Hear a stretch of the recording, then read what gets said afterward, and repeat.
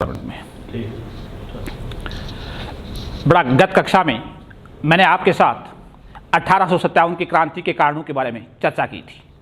अब अगली बात मैंने आपको बताया था कि इस अध्याय में या 1857 की क्रांति में आपके सामने 4 प्रश्न उपस्थित होते हैं, या तो 1857 की क्रांति के कारण, या 1857 की क्रांति के असफलता के कारण, या 1857 की क्रांति के परिणाम। और सबसे महत्वपूर्ण है वह है 1857 की क्रांति की स्वरूप की समीक्षा कीजिए। ये बात आए तब भी वही बात है। प्रश्न ये पूछे 1857 की क्रांति की प्रकृति की विवेचना कीजिए, तब भी यही बात है। और प्रश्न ये पूछे 1857 की क्रांति का स्वरूप क्या था, तो बात एक ही है बेटा। और कई बार पूछ लेते हैं क्या 1857 की क्रांति भारत का प्रथम स्वतंत्रता संग्राम थी, समीक्षा कीजिए।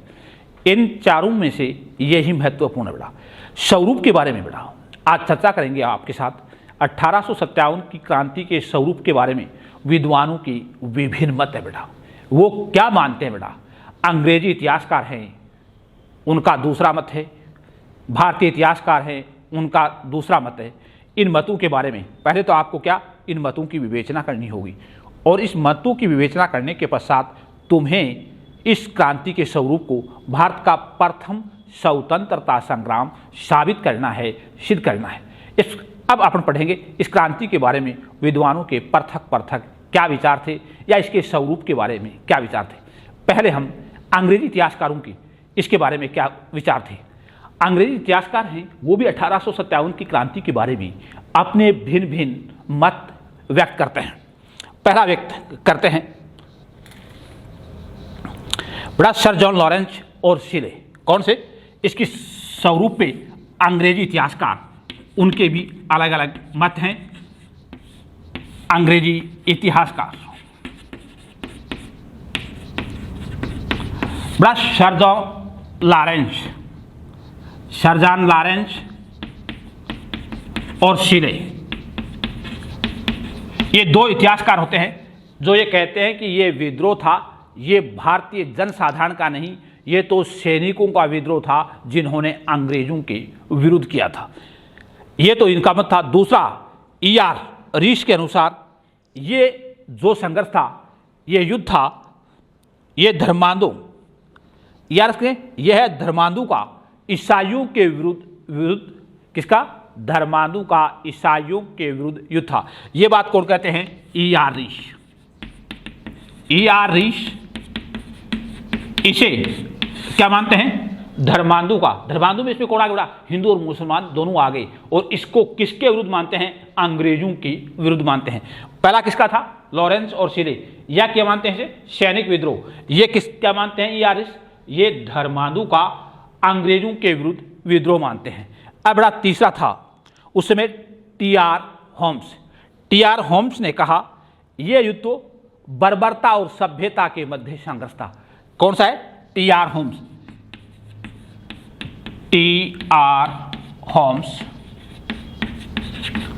ये कहते हैं यह युद्ध बर्बरता और सभ्यता के मध्य संघर्ष था।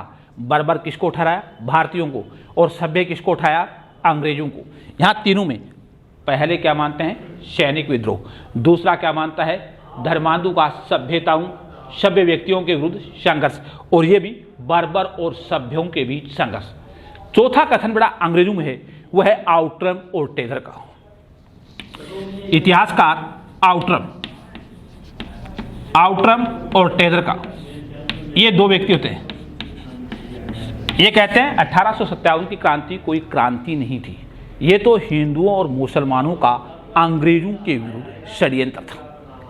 ये विद्वान थे पाश्चात्य, जिनका मत भारतीय क्रांति के प्रति उनकी सहानुभूति नहीं थी, उनका दृष्टिकोण सही नहीं था। इसलिए इन्होंने इसे क्रांति ठहराने का या स्वतंत्रता संग्राम ठहराने का कोई प्रयास ही नहीं किया। किसी ने कहा यह तो सैनिक विद्रोह है, किसी ने कहा यह तो बर्बरता और सभ्यता के मध्य संघर्ष है, किसी ने कहा यह तो हिंदू और मुसलमानों का अंग्रेजों के विरुद्ध षड्यंत्र है। भारतीय जनसाधारण वो अंग्रेजों से कभी भी स्वतंत्रता नहीं चाहती। इस तरीके के इन्होंने अपने अपने मत व्यक्त कर दिए। ये एक दूसरी बात है कि भारत उसमें एक ब्रिटिश प्रधानमंत्री थे जिसका नाम था डिज़रायली। उसने जरूर इसे राष्ट्रीय विद्रोह की संज्ञा दी थी। कई बार छोटे प्रश्न में पूछ देता है कि उस ब्रिटिश प्रधानमंत्री का नाम बताइए जिसने 1857 की क्रांति को राष्ट्रीय स्वरूप की संज्ञा दी थी, तब वहां आप क्या कहेंगे? डिसरायली। अब बेटा ये था अंग्रेजी मत। दूसरा मत क्या होता है बेटा? भारतीय मत। भारतीय मत, भारतीय मत में भी बड़ा इतिहासकारों के पृथक मत थे। इसमें कौन थे? अशोक सेन था, इसे राष्ट्रीय विद्रोह मानता है। सुरेंद्रनाथ सेन है, वो भी इसे 1857 की क्रांति मानता है। लेकिन आगे जो सबसे महत्वपूर्ण है वह है वीर सावरकर।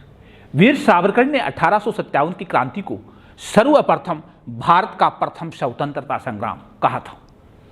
यह कई बार प्रश्न, छोटे 2 नंबर का प्रश्न भी आपसे पूछ देता है कि भारत के उस स्वतंत्रता सेनानी का नाम बताइए या उस इतिहासकार का नाम बताइए जिसने 1857 की क्रांति को सर्वप्रथम भारत का प्रथम स्वतंत्रता संग्राम कहा था। क्या? सर्वप्रथम भारत का प्रथम स्वतंत्रता संग्राम कहा था। तब आपका उत्तर होगा वीर सावरकर। इन्होंने अपनी पुस्तक इंडियन इंडिपेंडेंस में, इंडियन इंडिपेंडेंस 1857 में इसे 1857 की क्रांति को सर्वप्रथम भारत का प्रथम स्वतंत्रता संग्राम घोषित किया था। इसके आगे बेटा नेहरू जी भी इसे स्वतंत्रता संग्राम मानते थे, सुरेंद्रनाथ सेन मानते थे। लेकिन एक आधुनिक इतिहासकार है आर.सी. मजूमदार, वो इस बात से सहमत नहीं होते हैं कि जिस समय 1857 में विद्रोह हुआ था वो भारत का प्रथम स्वतंत्रता संग्राम था। इन्होंने कहा 1857 की क्रांति थी, वह भारत का प्रथम स्वतंत्रता संग्राम नहीं था। इन्होंने उदाहरण दिया और अपने तर्कों के माध्यम से इस बात को समझाने का प्रयास किया। इन्होंने कहा कि यह स्वतंत्रता संग्राम कैसे हो सकता है कि मुगल सम्राट बहादुर शाह है, वह दिल्ली की गद्दी को प्राप्त करना चाहता है। नाना साहब है, वह कानपुर की अपनी जागीर को प्राप्त करना चाहता है और अपनी पेंशन की वैधानिकता को चाहता है। रानी लक्ष्मीबाई है, वह अपने दत्तक पुत्र को वैधानिकता का अधिकार दिलाना चाहती है। और भारत के जो भूमिपति और जमींदार हैं जिन्हें जमीनों से बेदखल कर दिया गया है, वह पुनः अपनी जमीनों को पाने चाहते हैं। इसलिए 1857 की क्रांति है, ये भारत का स्वतंत्रता संग्राम नहीं है, ये भारतीयों के स्वार्थों का संयोग है।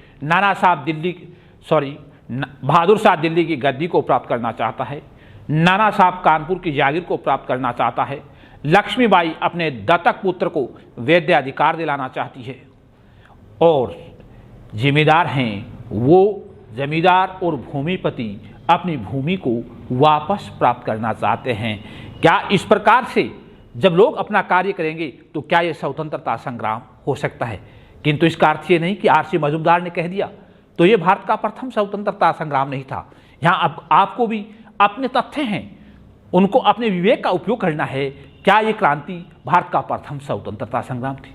वाकई ये क्रांति भारत का प्रथम स्वतंत्रता संग्राम थी।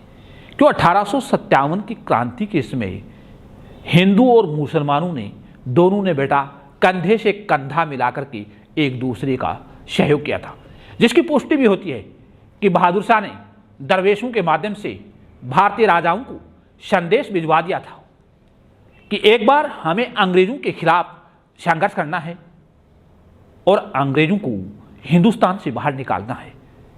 अंग्रेज जब हिंदुस्तान से प्रस्थान कर जाएं, उसके बाद हम बैठकर के निर्णय कर लेंगे हिंदुस्तान की राज सत्ता किसको सौंपनी है। दूसरा, इसका क्षेत्र था क्रांति का, वो तो सीमित था, लेकिन भारतीयों का या भारतीयों की जो मानसिकता थी वह उस समय अंग्रेजों को हिंदुस्तान से निकालने की थी। क्या बात थी? क्षेत्र अवश्य इसका सीमित था, लेकिन हिंदुस्तानियों की मानसिकता अंग्रेजों को हिंदुस्तान से बाहर निकालने की थी, चाहे वो भारत के किसी भी भाग की जनसाधारण क्यों नहीं हो या कहीं के भी निवासी क्यों नहीं हो।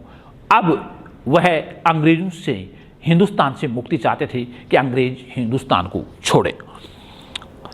तीसरा, इस क्रांति का प्रतीक चिन्ह भी एक था। क्रांति का प्रतीक चिन्ह था वो संपूर्ण राष्ट्र के लिए था।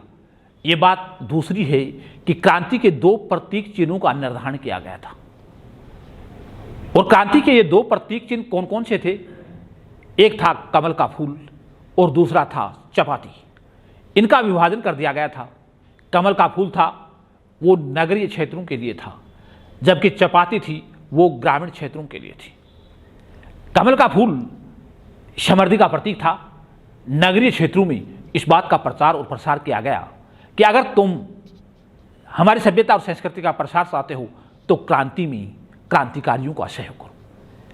यही ग्रामीणों में चपाती को प्रतीक चिन्ह बनाया गया, जो किसकी? क्षुधा, भूख का प्रतीक है, व्याकुलता का प्रतीक है। उन्होंने कहा कि अंग्रेज हिंदुस्तान में रहते हैं तो हमारे लिए क्या इतनी जीविकापार्जन करना भी मुश्किल हो जाएगा जिससे हम हमारे दैनिक जीविकापार्जन का निर्वाह कर सकें। इसलिए वहाँ ग्रामीण क्षेत्रों में इस प्रतीक चिन्ह को रोटी के रूप में उन्होंने प्रसारित किया।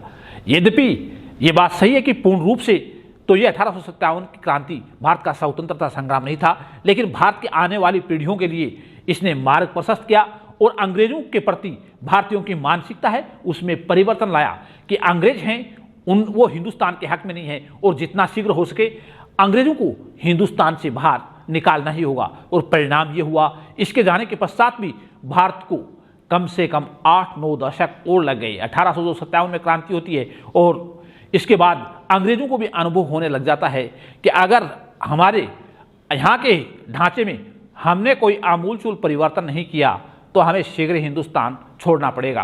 परिणाम यह है कि फिर भी 80-90 वर्ष लगे, लेकिन इतना निश्चित हो गया था कि देर सवेरे अंग्रेजों को हिंदुस्तान छोड़ना पड़ेगा और वही परिणाम हुआ। 1947 में उन्हें हिंदुस्तान छोड़कर के इंग्लैंड जाना पड़ा था। वो दूसरी बात है कि वो जाने से पहले पहले हिंदुस्तान का विभाजन करके चले गए। हिंदुस्तान को एक शक्तिशाली देश छोड़ करके नहीं गए। उन्हें पता था कि हिंदुस्तान एक रहेगा तो ये एक शक्तिशाली देश रहेगा, तो इसलिए जाने से पूर्व उन्होंने हिंदुस्तान का विभाजन अवश्य कर दिया था। परंतु बेटा ये भारत का प्रथम स्वतंत्रता संग्राम था। यहाँ आपको बता दिया मैंने, आपको 3 तरीके से करना है।